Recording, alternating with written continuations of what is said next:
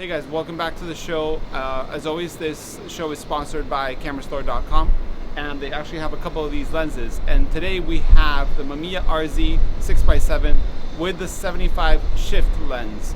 And you might be wondering what a shift lens is. It basically is like a large format style lens where you can move the lens up and down and get the building's higher point or lower point without getting converging lines.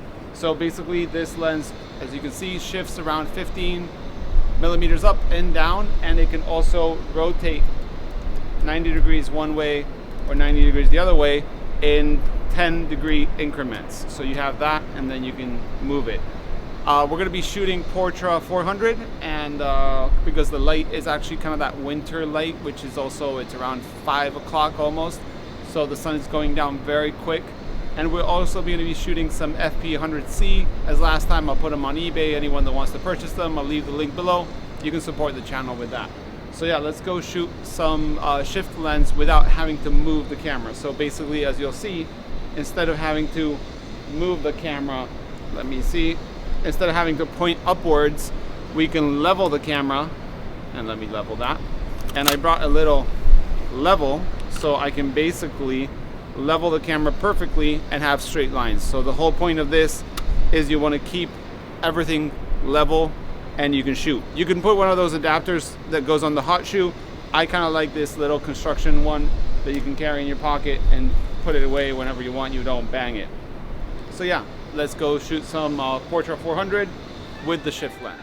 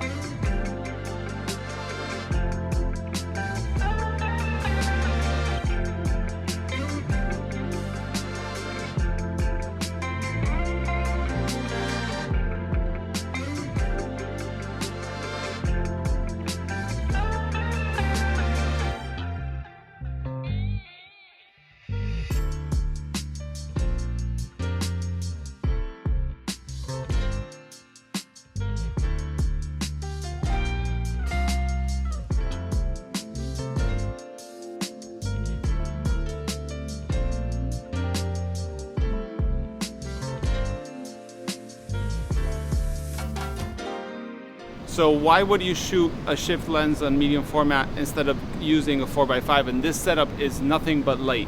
The good reason for that is that it's pretty easy to set up and shoot. We basically have to put the tripod, level the camera, and shoot. And then you're using medium format film, which is cheaper and gives you 10 shots for $9 a roll or something like that. So that's a good reason to use. Plus Mamiya glass is really good. You can do the whole portrait or landscape very easily. And basically, yeah, it's just simplicity. Makes it simple, but heavy. So bear in mind if you want to use something like that. Another thing is it's a 75, so it's not super wide. So you have to kind of take a couple steps back, which I wish there would have been like a 65 shift, but we can't complain. It's great glass. And another thing is the filter thread is really big. It's like 95 or 105, something like that. So it's another problem. Another thing is the lens shutter is not cocked with the camera, so every time you shoot, you'll see me having to cock the lens. So you shoot the body, it shoots the lens, it does activate it, but then when you want to cock it again, advancing doesn't do it all. You have to cock it with this. And you've been seeing that I'm using cable release in the lenses because we're doing maybe 1/4, 1/2, or 1 second. That Fp4C in the stairs was 1 second. So I just pressed the camera here and then released the lens. So that's one other thing on the Mamiya glass, but that's the same with all the lenses.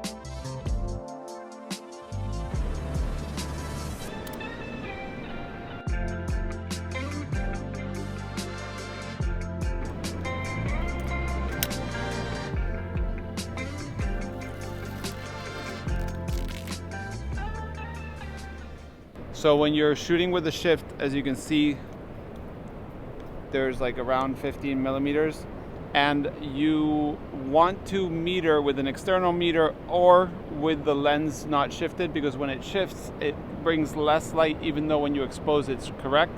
So you always have to meter externally or with the lens at zeroing point.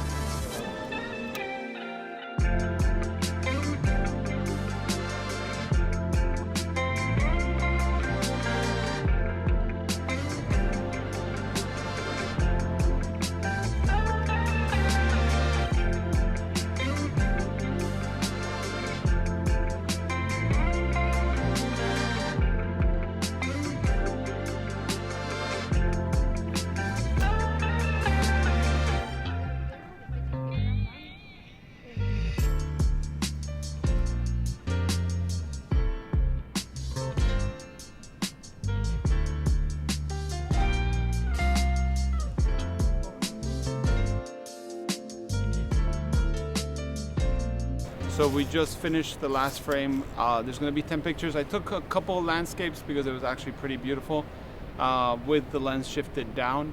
So yeah, I'll be posting these so you guys can see Portra 400 poly self-developed, self-scanned, and the FP100C, which I will be putting on eBay if someone wants to help, you know, make more content, us make more content.